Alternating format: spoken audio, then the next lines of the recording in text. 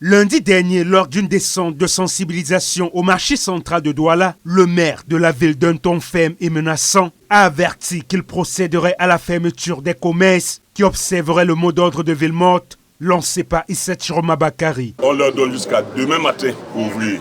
Si demain ils ne sont pas ouverts, leurs boutiques seront fermées, leurs attributions seront retirées.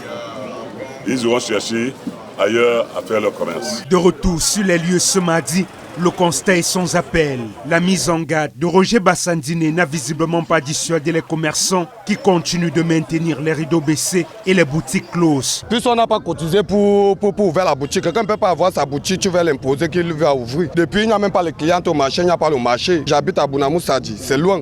La moto chaque jour c'est 1000 francs. Nous on n'est pas avec lui. Ce n'est pas lui qui doit venir nous imposer ce qu'on doit faire au marché. Quand eux-mêmes ne veulent pas résoudre nos problèmes. Nous sommes au marché central de Douala. C'est ici que le maire de la ville était hier, donnant des invectives aux commerçants. Une observation faite aujourd'hui est claire. Les invectives du maire de la ville n'ont pas été suivies. Dans ce bâtiment où nous comptons environ 350 boutiques, il faut dire que la majorité reste encore fermée ce matin. Et nous avons ici un commerçant qui a lui aussi choisi de garder sa boutique fermée ce jour. Vous avez décidé de fermer votre boutique aujourd'hui. Comment on peut expliquer, malgré les menaces qui ont été faites par le maire de la ville? Le maire de la ville, il sait pourquoi si nous fermons nos boutiques. Nous payons nos impôts, on sait pourquoi il doit fermer les boutiques. Parce que nous fermons les boutiques, c'est une mesure de sécurité, parce qu'il n'y a pas de la sécurité. Nous pouvons ouvrir les boutiques, les gars viennent jeter le feu à l'intérieur, c'est nous qui payons nos capitales, ils ne peuvent pas nous aider. C'est ça le problème. Mais nous fermons pour cette mesure de sécurité. Il n'y a pas de clients, vous voyez, c'est sec. Quand tu ouvres là, d'ici 15 heures, tu vas voir tout le marché serait vide. Parmi ceux qui ont gardé les boutiques ouvertes ce matin, il y a Joël qui est également commerçant ici au marché central de Douala. Bonjour. Vous avez gardé vos boutiques ouvertes ce matin. Quelles sont les raisons? En bref, la grève m'a permis en ce jour de faire mes comptes, de voir l'état de la boutique, quoi. Bon, il est bien vrai que les voisins n'ont pas ouvert, certains ont peur. Ici, la colère gronde. Les commerçants dénoncent une attitude contradictoire des autorités. Hier encore, ils étaient menacés de voir leurs marchandises saisies pour occupation illégale des trottoirs. Aujourd'hui, on les exhorte à reprendre leurs activités. Le sous-préfet était là hier et il nous a demandé d'installer. Et c'est le même sous-préfet que depuis, ça fait 2 ans aujourd'hui, qui nous poursuivait dans les magasins pour prendre nos marchandises à les brûler. C'est lui qui nous demande encore d'installer parce qu'il prenait nos marchandises en disant que nous sommes sur la voie publique. Ça ne les dérange plus parce que ça a leur avantage. Nous voulons que toutes les choses changent, que ça change vraiment. Non loin de là, au quartier Noubel, dans le 2e arrondissement, les rues restent désertes. Pas un seul commerçant n'a rouvert boutique. Ce secteur, durement éprouvé par la crise post-électorale, peine encore à se relever.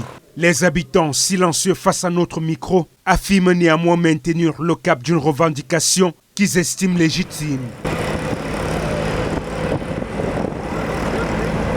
Au carrefour de Koti, l'atmosphère est quelque peu différente. En ce 2e jour de ville morte, la reprise se fait timidement sentir. Quelques activités reprennent, mais de nombreuses enseignes demeurent fermées. Dans les gares routières, les transporteurs attendent désespérément des clients. Beaucoup auraient préféré rester chez eux, mais les réalités économiques les y contraignent. Pendant que nous sortons même là, ça nous met tout dans la crise parce qu'on ne travaille pas, il y a un beau travail. Nous devions adopter même à cette événement. Mais sauf qu'on vit au jour au jour. C'est la raison pour laquelle nous sortons même. C'est pour ça. Pour moi, je veux le changement. On sait que ce n'est pas facile. Par rapport à moi, si la crise pouvait s'y continuer pour que demain on sourie, je serais très très content. Du côté de la rue Equinox à Aqua, plusieurs commerçants ont, eux, choisi de ne pas braver le mot d'ordre et de rester à la maison.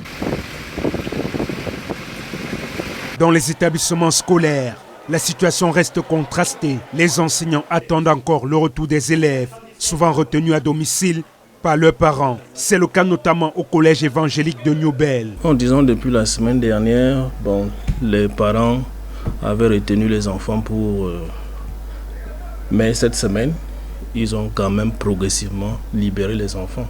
Ce qui fait que les enfants qui arrivent, nous les encadrons normalement. Parce que pour nous, ils ont droit à l'école. C'est pour eux que nous luttons. Au lycée d'Oyak, dans l'arrondissement de Douala 3e, le proviseur note cependant une légère amélioration.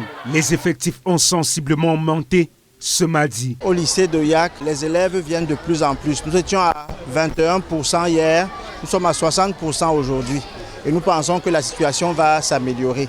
Avec la communication que nous avons installée avec les parents, nous nous disons que ça ira mieux. Dans cette école, plusieurs cours ont pu se tenir, témoigne la jeune Kameni. Aujourd'hui, la journée a commencé par un rassemblement, comme d'habitude. Ensuite, on est parti en classe. Les cours se sont poursuivis normalement. On a commencé par ESF, 7h30, 8h25. Ensuite, ECM, 2h, la pause à présent et ensuite 1 heure de permanence pour terminer avec informatique. Dans les forats qui ont été créés, les enseignants s'y attellent, on fait des cours, on fait des activités de remédiation, les devoirs et on les corrige. Ces journées de ville morte ont eu un impact économique considérable sur le quotidien de nombreux Camerounais qui aspirent désormais à un retour rapide à la normale et à la relance de leurs activités.